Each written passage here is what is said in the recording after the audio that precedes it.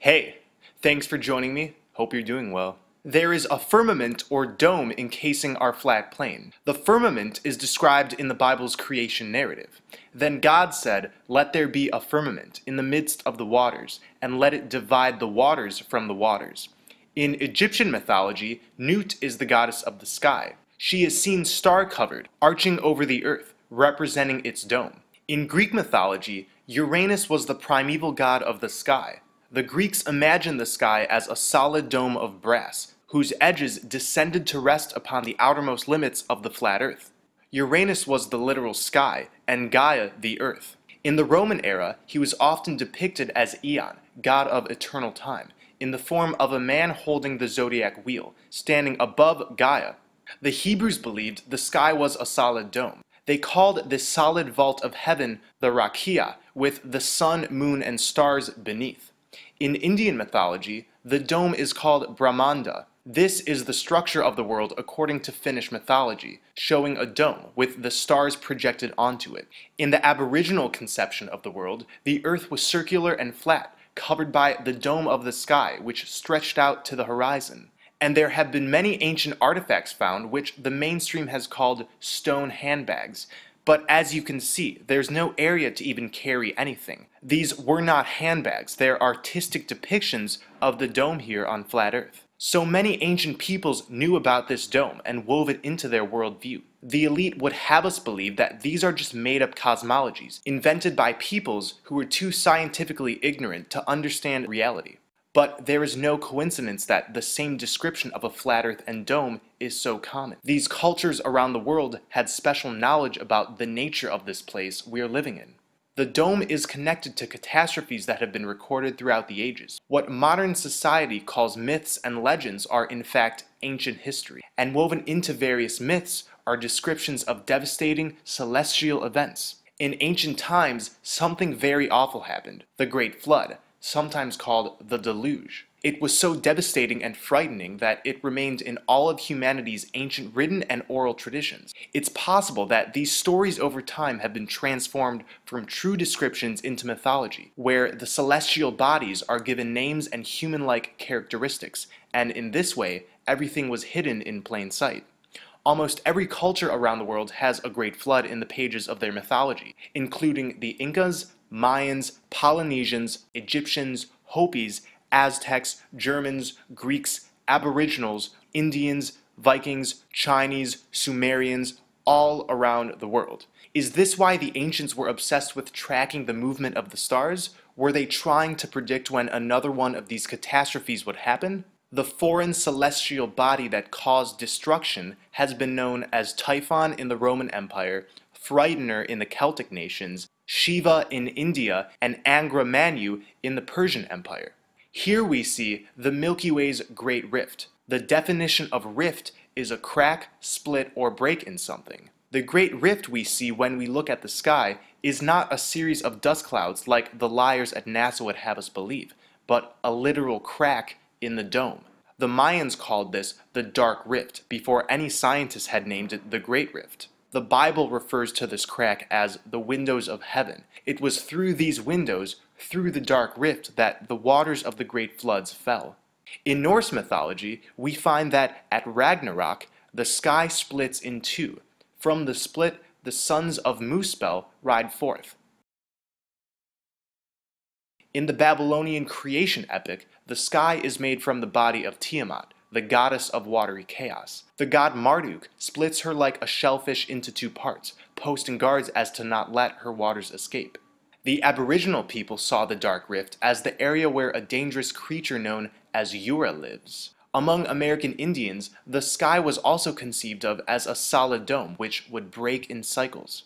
As Lucien Levy-Bruhl wrote, in North America, in Indian belief, the earth is a circular disk, usually surrounded on all sides by water, and the sky is a solid concave hemisphere coming down at the horizon to the level of the earth. In Cherokee and other Indian myths, the sky is continually lifting up and coming down again to the earth, like the upper blade of a pair of scissors.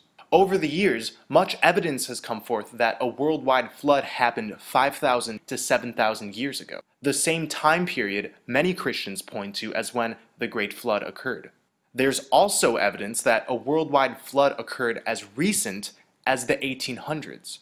These are photos you rarely see, ancient structures covered in mud and many destroyed, but they have since been dug up and refurbished. Many ancient sites we know and love are not the originals. They were buried and rebuilt in the late 1800s through the early 1900s. We could excuse the destruction of some of these ancient sites if they were one area or continent, but we see the same all throughout the world. Mexico, Egypt, Greece, Russia. The elite rebuilt these structures for us because they don't want us to know about the destruction that took place sometime in the 1800s.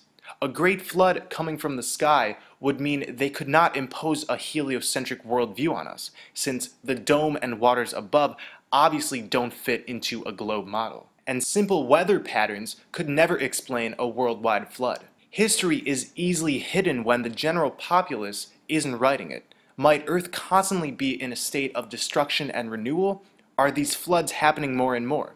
I'm suggesting that these floods are cyclical. The sun, moon, planets, and constellations somehow dictate this reset clock mechanism of the flat Earth. This is one reason why the ancients were always watching the skies with so much dedication, for signs of another catastrophe. Sadly, the information of this reset mechanism has been hidden and kept to the controllers of this world. There is perhaps a total reset every 5,000 years. There is some device sitting above this crack, perhaps the celestial destroyer that so many texts talk about. The light we see at the center of the Milky Way is emanating from this device. And this thing, this entity if we are to call it that, enters in the dark rift, sending down floodwaters from above.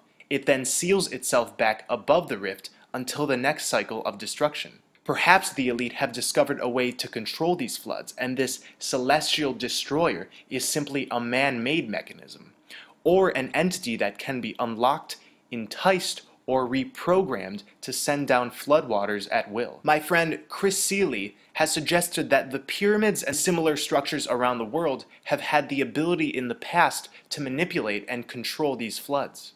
And I quote, "Because when temples are built on ley line nodal points, they can and possibly were connected in resonance and capacitance with the illuminates and subsequent toroid field, thereby initiating the fracturing of the dome above the flat Earth, allowing in the waters above, causing great floods, and the complete electrical shorting of the temples, which would explain the evidence of the electrically fried and disintegrated stone obelisks found at or near many temple sites now.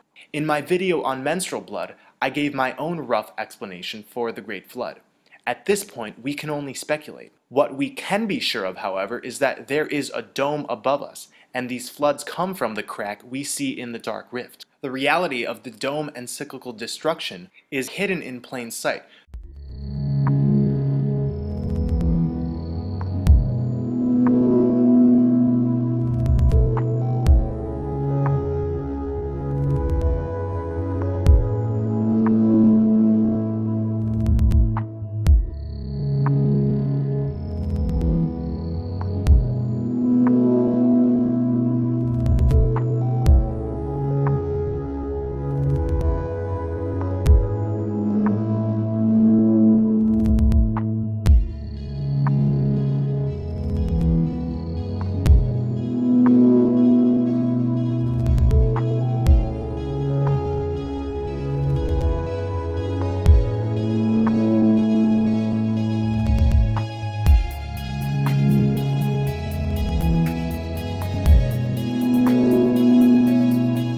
Rainbows prove that we're living under a dome. Anybody can create a rainbow outside with sufficient sunlight and water. However, a mirror is required to create a rainbow inside, and not just a mirror, but one that is submerged in water. If a rainbow is caused by reflection, refraction, and dispersion of light in water droplets, resulting in a spectrum of light, then why would you need a mirror inside? After all, you can easily have dispersion of light in water droplets indoors. It's because rainbows require a mirror, and outside, the dome is acting as this mirror. Like the protocol for making indoor rainbows, our flat Earth has waters above, the waters which come down during the floods, and water on its surface. The dome acts as the mirror in between. Modern science says that in a rainbow, direct sunlight comes into a rain droplet, and then it comes out looking like the visible spectrum. Each water droplet acts as its own lens.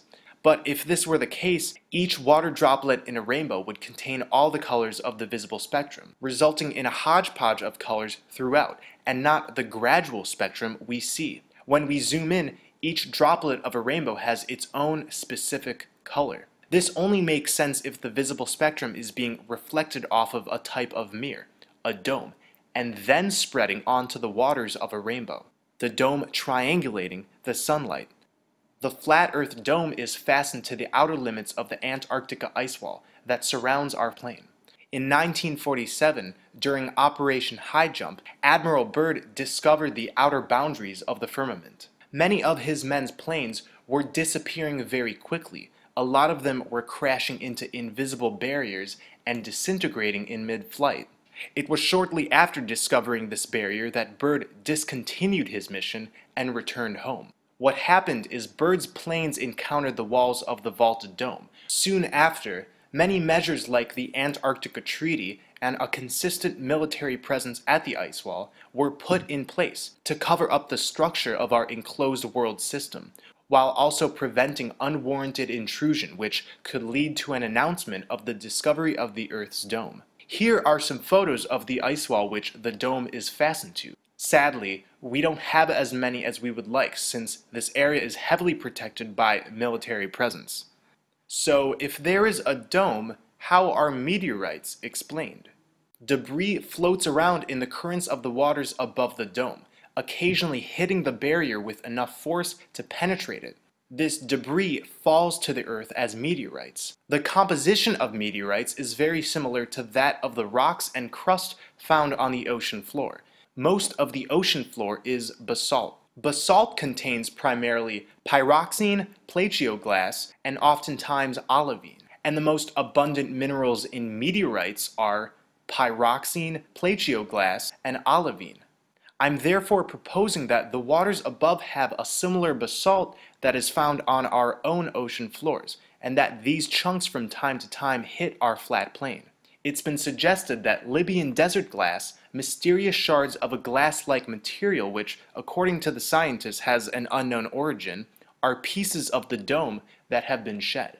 Libyan desert glass is unlike any other glass. It is a form of molten glass but has no clear layers of other minerals. It is 98% molten silica. It has an extremely high formation temperature of 3092 degrees Fahrenheit. So it's extremely resilient, like any dome above us would be. Perhaps this is the molten glass described in the Bible's book of Job. Hast thou stretched out the heavens, which are strong, and as a molten glass? Every photo and video given to us by NASA is completely faked and riddled with CGI. Here we see a supposed video feed of Earth. Where are all the satellites? Along with 2,271 satellites orbiting the Earth, there are 500,000 fragments of space junk, and we're supposed to believe that in all of the feeds they give us, we are constantly, conveniently witnessing portions of the Earth without any of these man-made obstructions? This is absolutely bullshit. We now have satellite phones. Now we can have perfect service anywhere because the signals are being beamed from outer space. How convenient, right? Wrong. Satellites do not exist. Most of us notice as soon as we're out of the city and in more remote areas, our satellite cell service starts to decline in intensity. It's almost as if our phones are getting their signals from ground technology that is conglomerated in heavily populated areas. We also see problems with GPS in remote areas, supposedly a technology that also uses satellites. Long-range navigation was developed during World War II. Towers like these were positioned to provide coverage for military navigation. Positioned on islands, they would provide the necessary contact points for propagation at sea. This was the beginning of these land-based technologies that have grown and become more widespread. Cell towers are responsible for much of our GPS. By measuring the signal strength differences between multiple cell towers, your device can estimate your current location. Data is also propagated through undersea cables. Cables connect between the continents. Lighter than air vehicles, high-altitude airships, and high-altitude platforms are often misperceived as satellites by the public. So at nighttime, when you see one of those moving dots in the sky and believe it to be a satellite, it's actually one of these illuminated balloons. The skies are riddled with these communications technologies, but we are made to believe that they exist beyond our atmosphere. If we are to believe NASA's stories, then here's a question. How do satellites survive the 4,000-degree Fahrenheit temperature in space? There are only 7 elements on the periodic table that could withstand this heat, and none of them have been used for satellites. Satellites allegedly reside in the thermosphere, where temperatures can soar 4,000 degrees and more. This is simply not possible. These technologies are in flight underneath our dome. Including the technologies I just named, there are at least 18 platforms that can be used independently, in tandem, or in groups to provide all of the services that satellites supposedly provide. With new eyes, it becomes clear. No actual photos, no actual video footage, just CGI and photoshopped images. This is a NASA photo of an astronaut fixing the supposed space station. I'm completely joking. This is actually from the 2013 movie Gravity. This is a real NASA photo. They're almost indistinguishable. I actually think the Gravity photo looks more believable. The similar Hebrew word nasha means to lead astray, to delude, to morally seduce. It's then no wonder that the NASA logo contains a serpent's tongue, serpents having been a symbol for deception throughout mythology. On the gravestone of Wernher von Braun, one of NASA's early rocket developers, there is a reference to a Bible verse that talks about our dome, our firmament.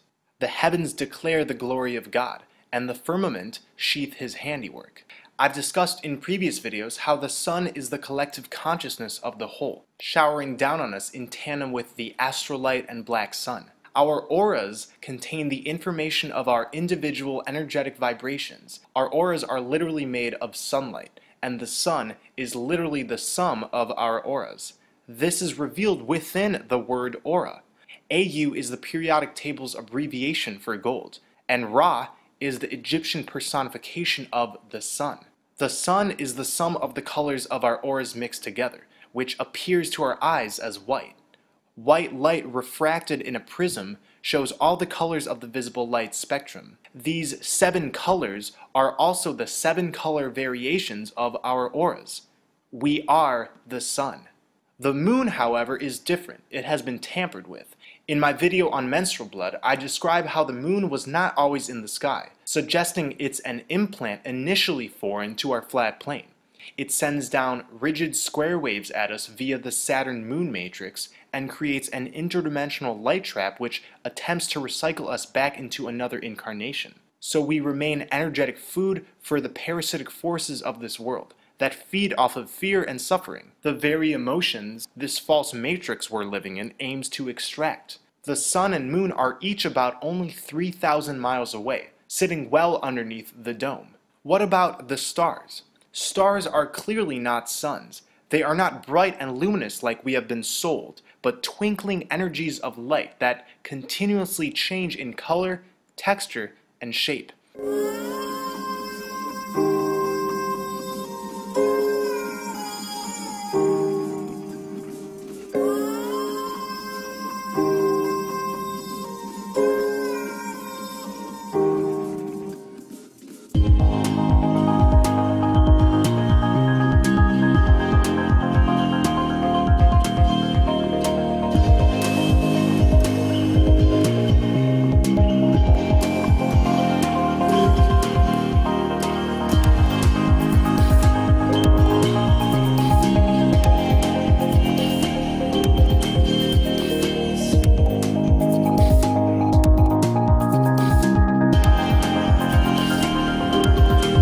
Sonoluminescence is the emission of short bursts of light from imploding bubbles in a liquid when excited by sound. To put in simple terms, the energy of a sound wave in a fluid can create flashes of light. Due to sound frequencies, beautiful patterns occur on the surface of an object closely surrounding the sound vibrating medium. Cymatics is vibrational phenomenon, beautiful patterns that are created within water and sand when sound is applied. The stars are full of similar geometric patterns. These sound frequencies are carried through the astral light, which shoots out of the center of our plane. The other side of our plane, Agartha, is so harmonious that these frequencies created there, whether it be actual sound or just waves of natural harmonious tones, appear as beautiful lights in our skies, revolving us and giving us spiritual guidance in the form of astrology. So waves that create the stars are caused by frequencies from the other side of our flat plane. These sound waves propagate through the dome and the waters above, where they reflect back as twinkling sonoluminescent lights that we call stars. And we can zero in and see, it looks like these lights are indeed reflecting off water, in a similar fashion that they would on the floor of a pool or ocean. With just a telescope in our backyards, we can see that planets are not as defined as NASA would have us believe. In fact, Venus looks more like a star than a planet, and same with Mars. I'm still figuring out what exactly planets are, but for now we can assume they are created similarly by sonoluminescence. Planets do not twinkle like stars, giving me the impression that they are stronger, more consistent monotone frequencies, therefore appearing more solidified than a star, which represents consistent but oscillating frequencies.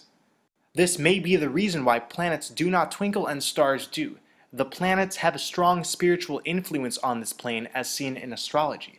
They are a monumental part of the guiding forces on Earth, and therefore are somehow intact in ways the stars are not. One thing we can observe is that stars and planets look identical in distance in the sky, and this is because they're not various distances away, but expressions of sound carried by the astral light and reflecting onto our dome. We've been taught that Earth is spinning, with its surface at the equator moving at a speed of 1,000 miles per hour. Earth is also zooming around the Sun at around 67,000 miles per hour. In addition, our solar system whirls around the center of our galaxy at some 490,000 miles per hour.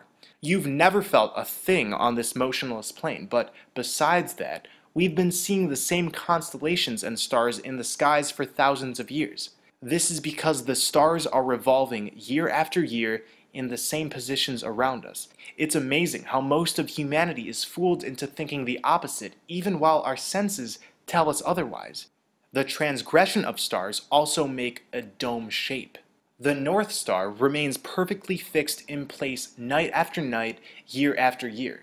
Directly underneath the North Star Polaris sits the vortex hole into the other side of our flat plane, into the land of perpetual twilight. This is where we find Agartha, Hyperborea, the Garden of Eden. Through this opening is paradise, where war and suffering does not happen. Many of the videos on my channel are dedicated to proving this exists, with help from coded stories, allegories, and symbols that have been given to us throughout the ages. The swastika is an ancient symbol seen in almost all ancient cultures in some form, oftentimes in association with the black sun symbol. The Big Dipper dances in a circle around Polaris, and this is where the swastika symbol comes from. All compasses point to the holy hole, the true North Pole of our flat plane. The reason the swastika has held such significance is because it meets at the point in which underneath lies the exit hole into paradise. The Big Dipper dancing around Polaris moves like a vortex. Underneath, there is a literal vortex. As above, so below, literally. This is the first footage ever to be seen of the polar entrance. This is a huge opening at Earth's North Pole, even though it might look small here. When we enter through this opening, we make an interdimensional flip-flop and end up in the world powered by the black sun. You can see the astral light, or aurora borealis, shooting out. It's a faint green color here. This was claimed to be taken by the Russian space station, but this is obviously taken much closer through an airplane window. The elite, among all of their control mechanisms and fear-based programming, have given us clues such as this video, the Holy Grail, the Spear of Destiny, and many others. These clues have been placed here as a form of lesser magic, hiding the truth in plain sight, so those who may decode them can get out of this false matrix and into a place full of love and unity. The other side of Flat Earth is more in sync with its fifth-dimensional nature. There is easily accessible divine information down there, a heart-centered consciousness. We are gathering for this journey to the center under blood over intent. There is a spiritual filter in place, and only those who have spilt their blood over their divine intent will be allowed in. This is white blood magic that is sealing our names with the intent to bring forth heaven on earth. This intent is divine, and when we spill a few drops of blood on it, we are then metaphysically aligned with the vibrations of this intent. Search blood over intent, replicate the videos you see, publish it on YouTube, and stay tuned. The journey to the center is happening within a few years' time. Me and my blood brethren have the right intent. We know our destination. Now is the gathering period. Blood over intent is also reshaping the fabric of this reality. We're going to the center, but in the meantime, we're doing our part in alchemically sealing this side of flat Earth with the word spell heaven on earth. So Mother Earth harnesses a gateway into another realm, what I call the vaginal vortex. Once we're through, we will be able to remain in paradise, and some of us may choose to exit this entire matrix through the black sun, which is indeed a black hole sun. The great deep that many flat earth depictions describe is not a place to fear. It's simply dark because it's perpetual twilight down there, illuminated by the black sun. I've said over and over again, down below is not a place of horrors and damnation. That idea has been given to us so we may never discover the fountain of youth. The scary stories of hell and the underworld, throw them out of your repertoire. We are in hell right now. At the beginning of this video, I mentioned the ancient Finnish representation of our flat plane. Within this model, a great whirl was caused by the North Pole by the rotation of a column of sky. Through this whirl, souls could go to the outside of the world, to the underworld. Ancient cosmology and illustrations are riddled with mandalas and drawings that all converge toward the center. This is no coincidence. Get to the center. X marks the spot where we find the Holy Grail, underneath Polaris, shining down from the center of the flat Earth dome. Thank you for watching, everyone. Please take care of yourselves. Keep spreading love, light, and truth. I love you all.